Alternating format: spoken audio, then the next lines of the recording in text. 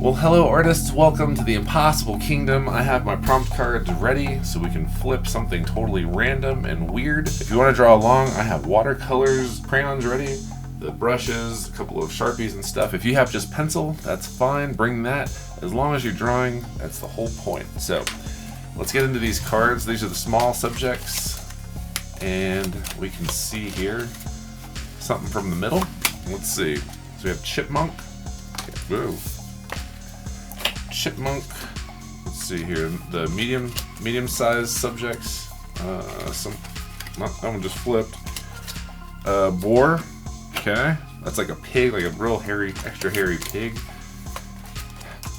I'm really not planning this. They're just one card is flipping up. Chipmunk, boar, rhino, and then there's 75 of these details, and the details can change the whole drawing any which way. So let's see here. Pull something out of the middle. Fangs or toothless. So that sounds fun. Okay, so chipmunk, boar, rhinoceros that has fangs or is toothless. I like this. I like this. Get your supplies ready. Put your creative caps on. Let's go.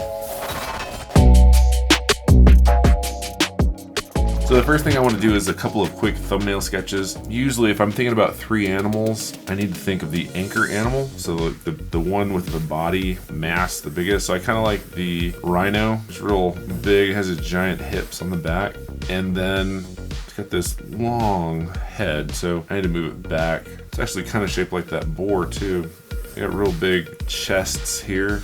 Like that. Need to have these squirrel ears, maybe the squirrel eyes, so real big, mousy looking eyes. And then I have this big rhino horn. You got a secondary horn, and then this is gonna come down. We need the pig nose from the boar on here. So piggy nose, and then we're gonna have, fangs. I'll do fangs like this. And then this will have, let's see, some kind of these big toenail feet here, and the tail can actually be a squirrel tail, so he has the coolest looking tail on there.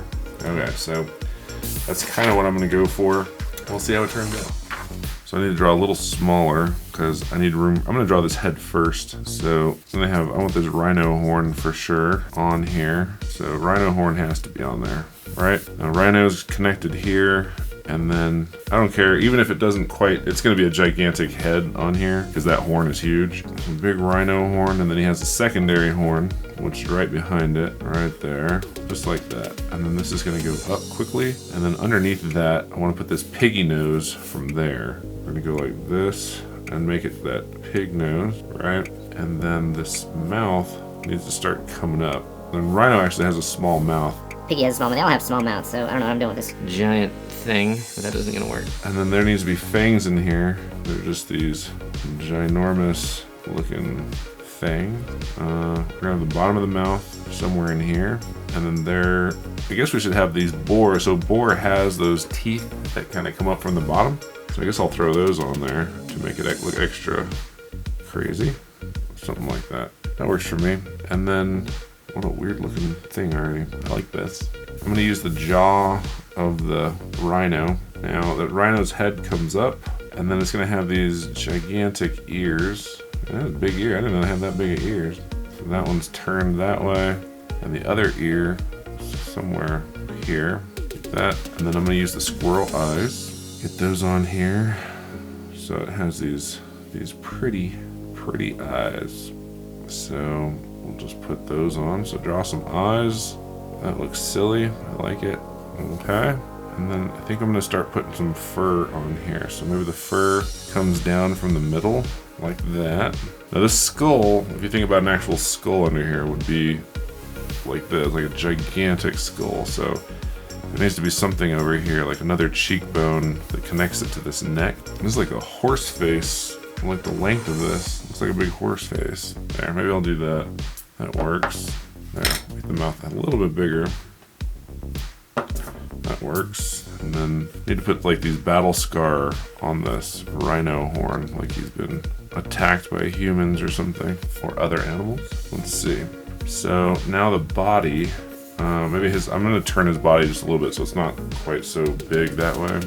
So this thing has a massive like hump behind his neck, and then I'm gonna have his body kind of turned a little more. So we're gonna see the mass of like this big barrel chest that comes in right here. And it goes down, and his butt back here. Butt will be here. So we have that. So again, I usually draw more sideways. So this one's gonna be standing a little more off front.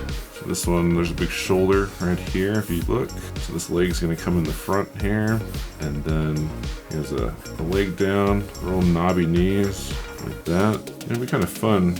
Keep his little knobby knees like this, but then put squirrel feet on him. I like that. So he's gonna have these squirrel claws so he can climb trees. Makes sense. So squirrels have this real skinny, ankle, and then they go something like that. That works. Get those long, skinny toes. That's funny. I like that. All right. Looks kind of like a bird. Bird feet. Okay. And then the back legs here, and then there's gonna be a gigantic squirrel tail, so he can balance when this rhino is climbing all his trees. Now this one, I'm gonna have him. Yeah, that's what it is. He's sitting down. So, yeah, that's what it is. So just like that, he's sitting. He's waiting for a snack. So you saw this guy at the park. And okay, so what I'm gonna do is line this with my Posca, and then we'll get some color on him and be done. All right, so we have rhino horn. We have the second, and then the squirrel hair here will remind us that he is furry also. So he has the squirrels have these long, almost like eyelashes on their ears, if you see them. I think it helps them to hear a little better. So that's good. Oh, now that is too cute. There you go, a little squirrely eye. And then we have the boar nose on here. We have these boar tusks. We have fang, another tusk over there. Alright, so I revised that just a little bit there, as you saw. Okay. That's easy enough. Got his feet on there. Got a little knobby looking knee here. Bring it in. See a little side toe action. That is a clunky foot, and I like it. Got a third foot on there. As you can tell, I usually refine even the shapes and stuff. I refine on here while I'm using my marker. So it's kind of a first pass of like revision here.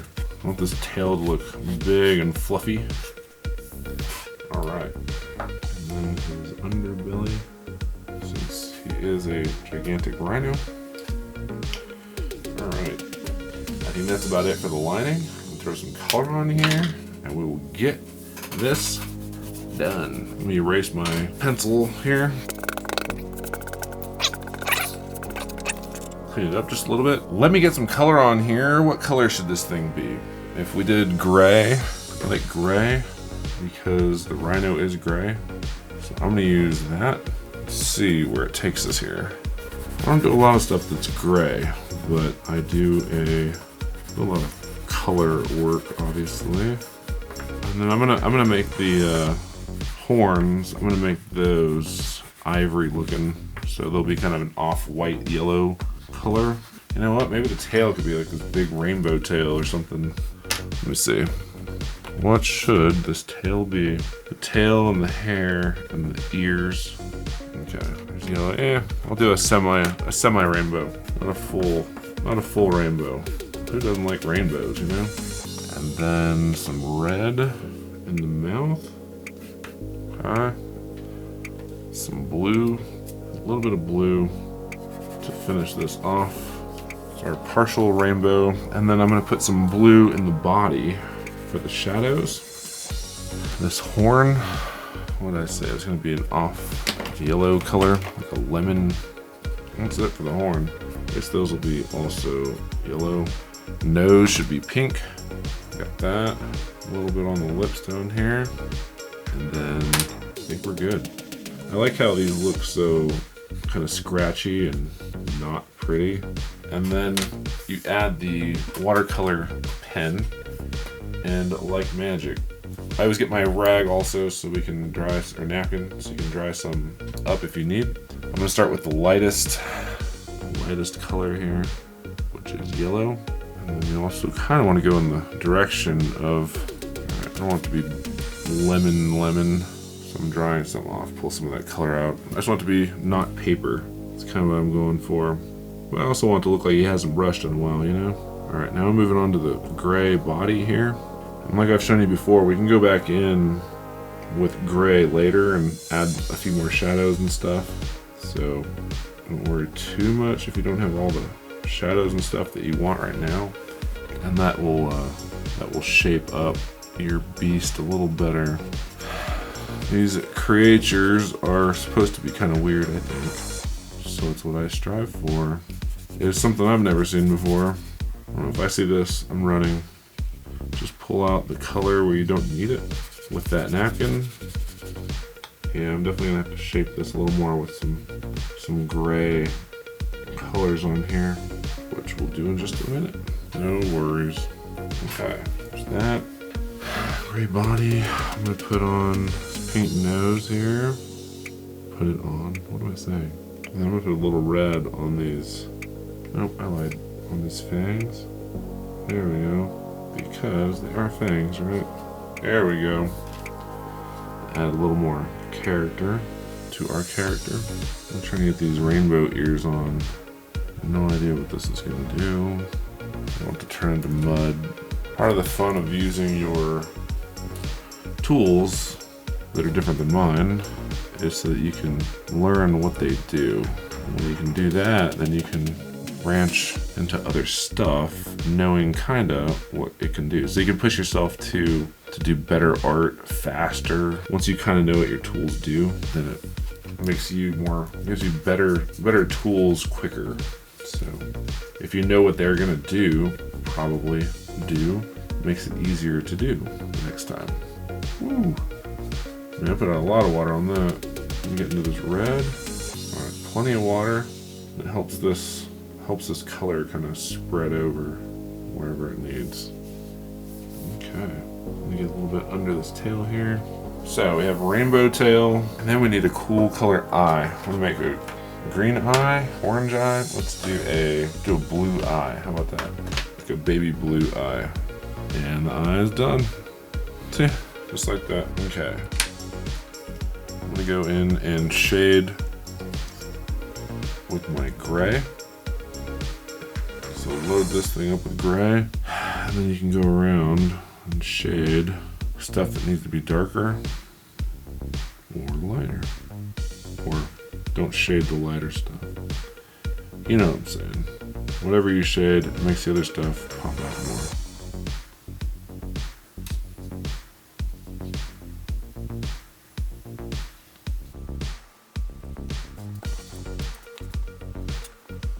Alright, then today I'm going to even use black to go in here with some of these edges that I want right here. Make the edge back right there. Pull some of it out. There we go. A little black under here. Alright, just giving this guy a little business, a little shadow, and we'll be out of here. Okay, that's about all I'm gonna do. This actually needs to be darker in here, since that's kind of under his belly. There we go.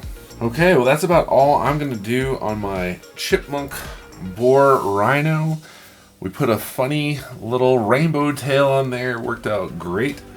Tied it in up here with his ears, and since the body was gray, I decided to do pops of color and get him jumping off the page a different way. Hopefully you like how yours turned out. Thank you so much for drawing and joining. Click the subscribe button if you would. Lets me know people are watching these videos, and I will gladly keep making them. So, till next time, thanks for watching.